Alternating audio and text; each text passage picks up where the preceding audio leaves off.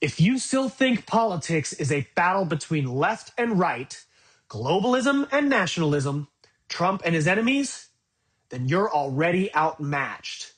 What you're watching isn't conflict, it's choreography. The noise, the outrage, the elections, the heroes and villains are all surface level theater designed to keep your eyes off the machinery that never changes. While people argue over personalities, power has quietly migrated into permanent boards, councils, and expert panels that do not campaign, do not answer to voters, and do not leave when administrations change. The Board of Peace isn't about ending war, it's about ending disruption. And once you see what role Trump actually played in that transition, you'll understand why opposition feels real, why nothing fundamentally changes, and why the system no longer needs your consent to function. People keep treating Donald Trump as if he represents a real rupture in the system, as if his presence proves opposition still exists. It doesn't. Trump's role was not to dismantle the structure, it was to absorb, redirect, and neutralize dissent that was becoming unmanageable after 2008. Occupy Wall Street scared the managerial class far more than any foreign enemy ever did. For the first time since the 1970s, the public was naming banks, naming financial instruments, naming systemic theft. And that had to be shut down. Trump didn't emerge to fight the system. He emerged to rebrand it in nationalist language and pull anger away from finance, bureaucracy, and governance continuity, and then redirect it toward culture, identity, and spectacle. Look at what actually happened during his presidency, not what people felt. Central banking power expanded, not contracted. The Federal Reserve balance sheet exploded after COVID, setting the precedent for unlimited monetary intervention. CARES Act spending normalized direct coordination between the Treasury, the Fed, and major financial institutions. Operation Warp Speed centralized public-private power between government, pharmaceutical giants, and military logistics. Digital surveillance increased through border tech, telecom cooperation, and data sharing. None of this was rolled back. None of it was resisted. It was signed, funded, and normalized. Trump didn't break the machine. He proved it could survive populism. This is where nationalism versus globalism arguments collapse. Nationalism and globalism are not opposing systems. They are two user interfaces for the same back end. Globalism centralizes power above the nation state through treaties, financial institutions, NGOs, and multinational corporations. Nationalism centralizes power within the nation state through executive authority, security agencies, border enforcement, and emergency powers. Different branding, same outcome. Reduced local autonomy and increased managerial control. One says international order, the other says law and order. Both expand surveillance, enforcement, and dependency. The structure doesn't care which language you prefer as long as the authority flows upward and accountability dissolves. Trump's specific function was to make nationalism emotionally intoxicating while ensuring it remained structurally harmless.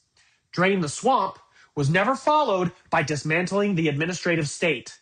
No major intelligence reform, no structural rollback of federal agencies, no breakup of financial monopolies. Instead, you got tax policy favoring capital, deregulation that strengthened corporate consolidation, and judicial appointments that stabilized institutional continuity. Even his supposed rebellion against NATO and global institutions ended in renegotiation, not withdrawal. The system bent rhetorically and remained intact materially. That is not failure. That is successful containment of opposition. And here's the part people refuse to face. Controlled opposition is more valuable than compliance. Trump polarized the population so effectively that systemic critique became impossible. If you criticized finance, you were accused of being a socialist. If you criticized surveillance, you were accused of helping enemies. If you criticized corporate power, you were told the real enemy was cultural degeneracy or foreign influence. Meanwhile, the managerial class, the unelected regulators, the defense contractors, the financial institutions, and the data brokers continued operating on continuity scripts that do not change with elections. Presidents rotate, boards remain, frameworks persist. This is why the so-called Board of Peace fits perfectly into the Trump era rather than contradicting it. Peace boards, security councils, and global stability panels don't negate nationalism, they require it. They need strong nation states capable of enforcing compliance internally while coordinating externally. National strength is not opposed to global order. It is the enforcement arm of it. The U.S. military, intelligence apparatus, and financial leverage do not serve American voters. They serve systemic stability. Trump did not weaken that role. He reassured his base while continuing it.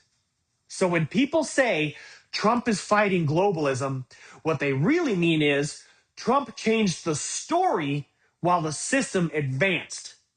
That's the illusion. The anger was real. The grievances were real. The opposition was not. It was captured, branded, and monetized, then fed back into the system as loyalty. If you want real opposition, it never looks like a billionaire backed by media saturation, intelligence tolerance, and institutional survival. It looks boring. It looks procedural. It looks like dismantling incentives, not winning culture wars. And that's exactly why it never gets airtime. The so-called Board of Peace is not a contradiction to any of this. It is the logical end stage of empire stabilization.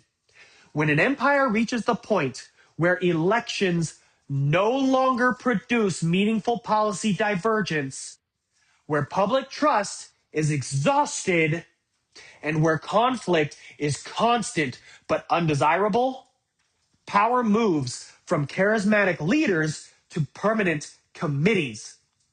Peace boards emerge to manage decline, not reverse it. They coordinate military restraint without dismantling military capacity, enforce financial discipline through sanctions rather than legislation, and legitimize coercion by wrapping it in expert consensus. This is how empires preserve continuity when legitimacy fails, by replacing political accountability with technocratic arbitration. Trump's role and the illusion of opposition surrounding him helped absorb public anger while these stabilization mechanisms quietly advanced, ensuring that no matter who occupies the presidency, the empire's core functions, finance, surveillance, enforcement, and narrative control, remain uninterrupted and centrally managed. Trump was not the end of the beast system. He is proof that it no longer needs to hide.